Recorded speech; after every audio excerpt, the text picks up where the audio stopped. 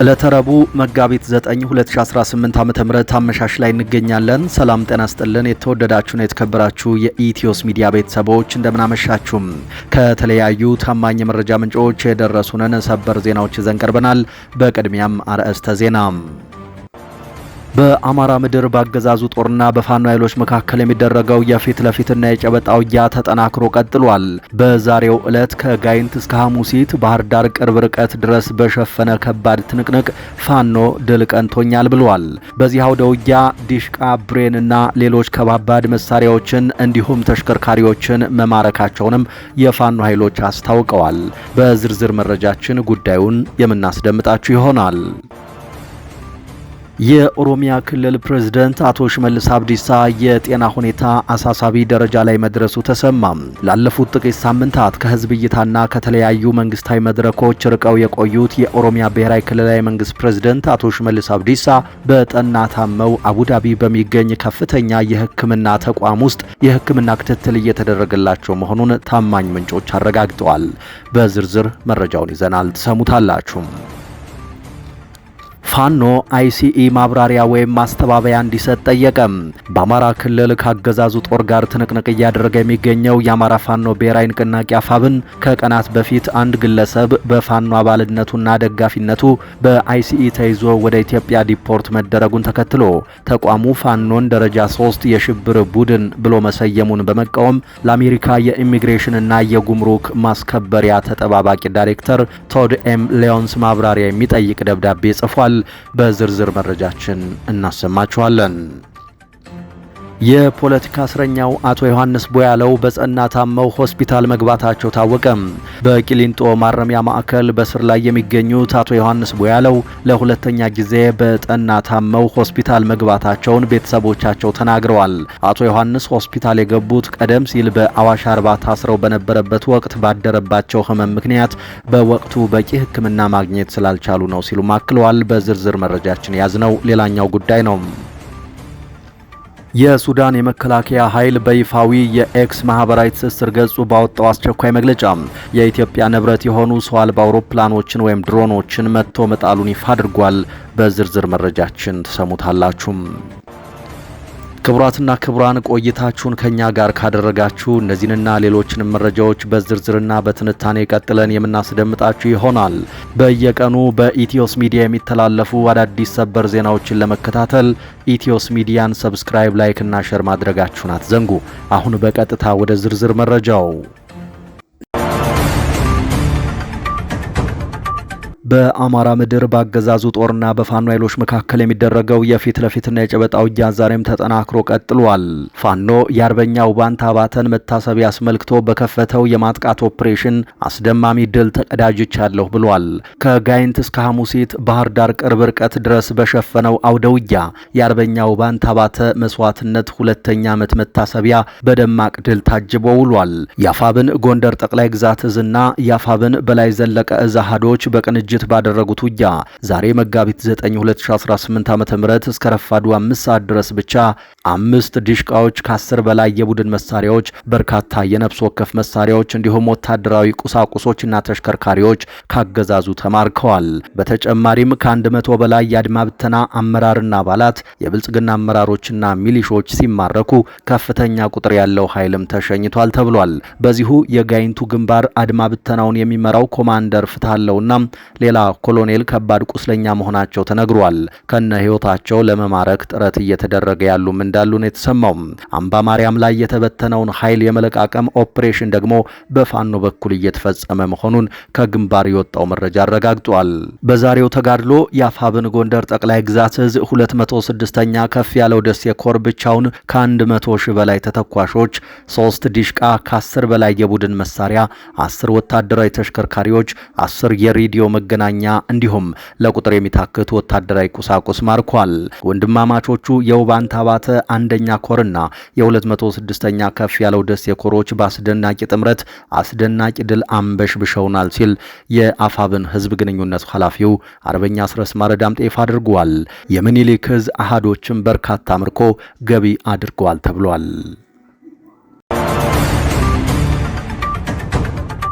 ፋኖ አይሲኢ ማብራሪያ ወይም ማስተባበያ እንዲሰጥ ጠየቀ።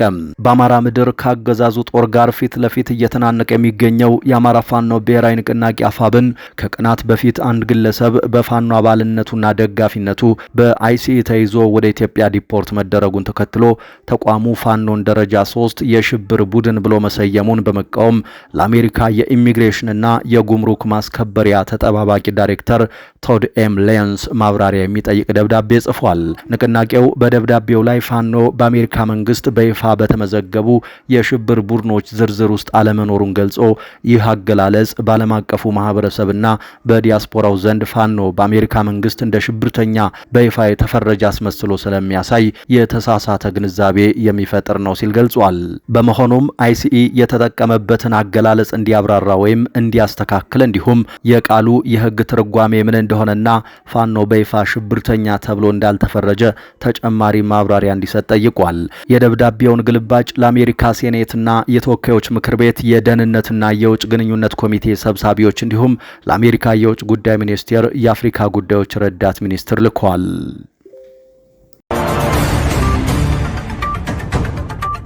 የኦሮሚያ ክልል ፕሬዝዳንት አቶ ሽመልስ አብዲሳ የጤና ሁኔታ አሳሳቢ ደረጃ ላይ መድረሱ ተሰማም።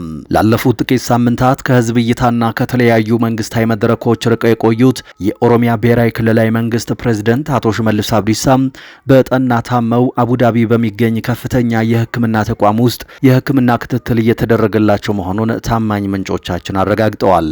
ፕሬዝዳንቱ በአሁኑ ወቅት በተባበሩት አረብ ኤሚሬትስ በሚገኝ ታዋቂ ሆስፒታል ውስጥ ተኝተው የሚገኙ ሲሆን የጤና ሁኔታቸው እጅግ አሳሳቢ ደረጃ ላይ እንደሚገኝ ተመልክቷል። ማረጋገጫዎች እንደሚያሳዩት ጠቅላይ ሚኒስትር አብይ አህመድ ባለፈው ሳምንት ወደ ስፍራው ባቀኑበት ወቅት በሆስፒታሉ ተገኝተው የፕሬዝደንቱን ሁኔታ የጎበኙ ሲሆን የጤና ሁኔታቸው ከባድ መሆኑንም በቅርበት ያሉ ምንጮች ገልጸዋል። ለረጅም ጊዜ በክልሉ ከፍተኛ ስብሰባዎችም ሆነ በይፋዊ የስራ እንቅስቃሴዎች ላይ አለመታየታቸው በተለያዩ የፖለቲካ መድረኮች በርካታ መላምቶችን ሲያጭር የቆየ ቢሆንም አሁን እየወጡ ያሉ መረጃዎች ግን መነሻው ከከባድ የጤና መታወክ ጋር የተያያዘ መሆኑን አረጋግጠዋል። እስካሁን ከክልሉ መንግስትም ሆነ ከፌዴራል መንግስት ኮሚኒኬሽን በኩል የተሰጠ ይፋዊ ማብራሪያ ባይኖርም የባለስልጣኑ የጤና ሁኔታ በሀገሪቱ የፖለቲካ ትኩረት ማዕከል ሆኖ ቀጥሏል። ተጨማሪና ዝርዝር መረጃዎች እንደደረሱን በፍጥነት የምናደርሳችሁ ይሆናል። የፖለቲካ እስረኛው አቶ ዮሐንስ ቦያለው በጸና ታመው ሆስፒታል መግባታቸው ታወቀም። በቂሊንጦ ማረሚያ ማዕከል በስር ላይ የሚገኙት አቶ ዮሐንስ ቦያለው ለሁለተኛ ጊዜ በጸና ታመው ሆስፒታል መግባታቸውን ቤተሰቦቻቸው ተናግረዋል። አቶ ዮሐንስ ሆስፒታል የገቡት ቀደም ሲል በአዋሽ አርባ ታስረው በነበረበት ወቅት ባደረባቸው ህመም ምክንያት በወቅቱ በቂ ሕክምና ማግኘት ስላልቻሉ ነው ሲሉ አክለዋል። ህመሙ ከጊዜ ወደ ጊዜ እየተባባሰባቸው እንደመጣ የገለጹ ቤተሰቦቻቸው ማረሚያ ቤቱ አቶ ዮሐንስን ለማሳከም የፍርድ ቤት ትዕዛዝ ካልደረሰኝ በቀር ወደ ሕክምና አልወስድም ብሎ ቆይቷል ይላሉ። በዚህ መሃል ጤናቸው ታውኮ ለህይወታቸው አስጊ ደረጃ ላይ እንደደረሰ የተናገሩት ቤተሰቦቻቸው በፍርድ ቤት ትዕዛዝ ሆስፒታል መግባታቸውን አስታውቀዋል።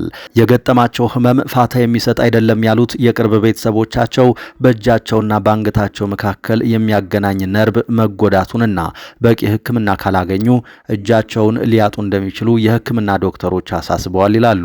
አቶ ዮሐንስ ቦያለውን ከአማራ ክልሉ ጦርነት ጋር በማያያዝ አገዛዙ ለ2 ዓመታት ያህል እንዳሰራቸው መሆኑ ይታወቃል።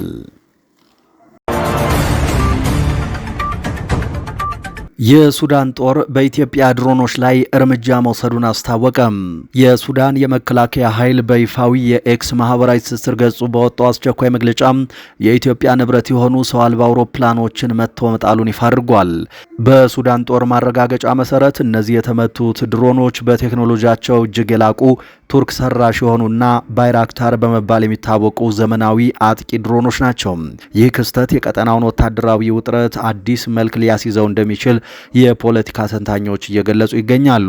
እንደ መግለጫው ከሆነ እነዚህ አጥቂ ሰው አልባ አውሮፕላኖች ከኢትዮጵያ ግዛት በመነሳት ድንበር አቋርጠው ወደ ሰሜናዊ ኮርዶፋን የአየር ክልል ጥሰት በመፈጸም በመግባታቸው ምክንያት በሱዳን ጦር ፈጣን እርምጃ ተወስዶባቸዋል። የሱዳን ጦር እንዳብራራው እነዚህ ድሮኖች በኢትዮጵያ ግዛት ውስጥ የጦር ሰፈር ባላቸውና ተደራጅተው በሚንቀሳቀሱ ታጣቂ ሚሊሻዎች አማካኝነት በሱዳን ላይ ጥቃት ለማድረስ የታቀዱና ጥቅም ላይ ሲውሉ የነበሩ መሆናቸውን አመልክተዋል። ይህ መግለጫ በቀጣይ በሁለቱ ሀገራት ዲፕሎማሲያዊ ግንኙነት ላይ ምን አይነት ጥላ ሊያጠላ እንደሚችል በጉጉት የሚጠበቅ ይሆናል።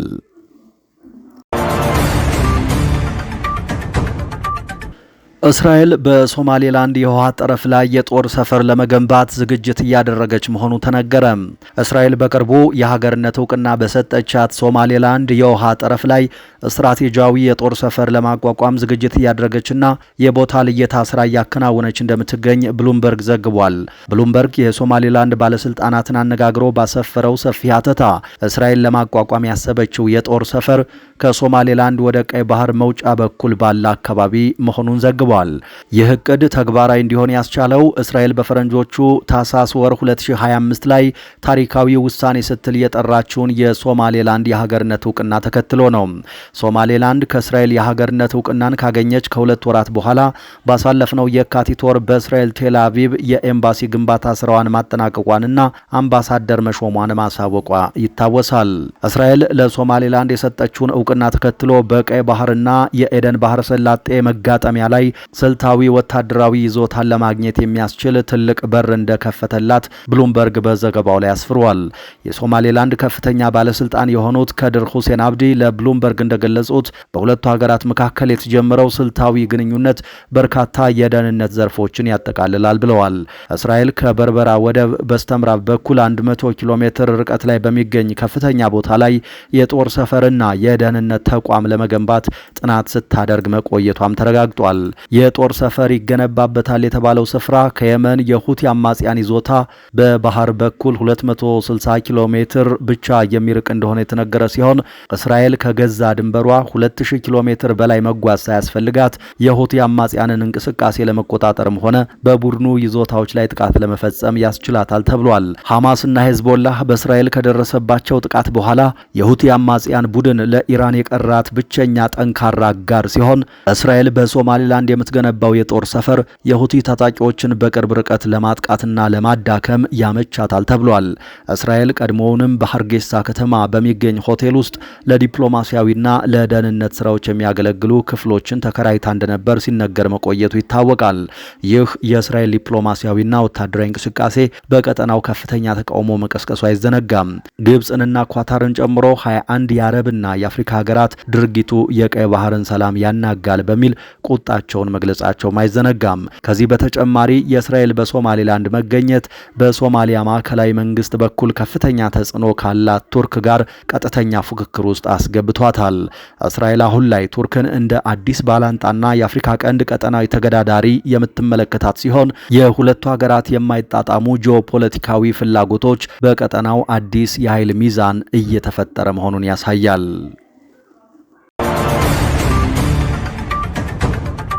እስራኤል የኢራንን የስለላ ሚኒስትር እስማኤል ካቲብን መግደሏን አስታወቀች። የቴሄራን መንግስት ጥቃቱን በተመለከተ እስካሁን ያረጋገጠውም ሆነ የሰጠው አስተያየት የለም። ሆኖም ዛሬ በእስራኤል ይፋ የተደረገው ይህ ግድያ በቴሄራን ከተረጋገጠ በ2 ቀናት ውስጥ ብቻ የተገደሉትን ከፍተኛ የኢራን ባለስልጣናት ቁጥር 3 ያደርሰዋል።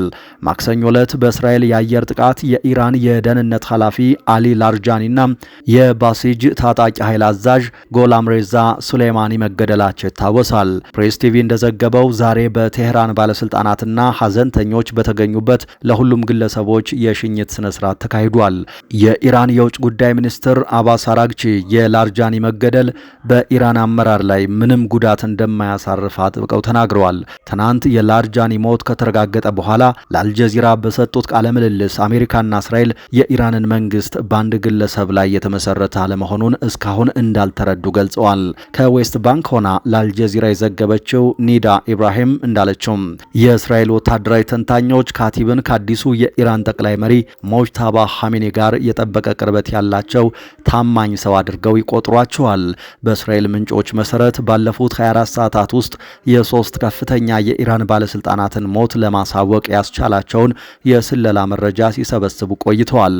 በተጨማሪም ካትዝ እንዳስታወቁት እርሳቸውና ጠቅላይ ሚኒስትር ቤንያሚን ኔታንያሁ ለእስራኤል የእስራኤል ጦር ሌሎች ከፍተኛ የኢራን ባለስልጣናትን በእያንዳንዱ ጉዳይ ላይ ፈቃድ መጠየቅ ሳያስፈልግ ኢላማ አድርገው እንዲያጠፉ ቋሚ ፈቃድ ሰጥተዋል። ይህ እርምጃ ከእስራኤል አንጻር የኢራንን አመራር ኢላማ በማድረግ ረገድ እንደ ሌላ ስኬት ተቆጥሯል። ክቡራንና ክቡራት የኢትዮስ ሚዲያ ቤተሰቦች ለምሽቱ ያዝናቸው አዳዲስ መረጃዎች እነዚህ ነበሩ። ነገ በተመሳሳይ ሰዓት ሌሎች መረጃዎችን ይዘን እንጠብቃችኋለን። እስከዛው በያላችሁበት ሰላም ጊዜ ተመኘን።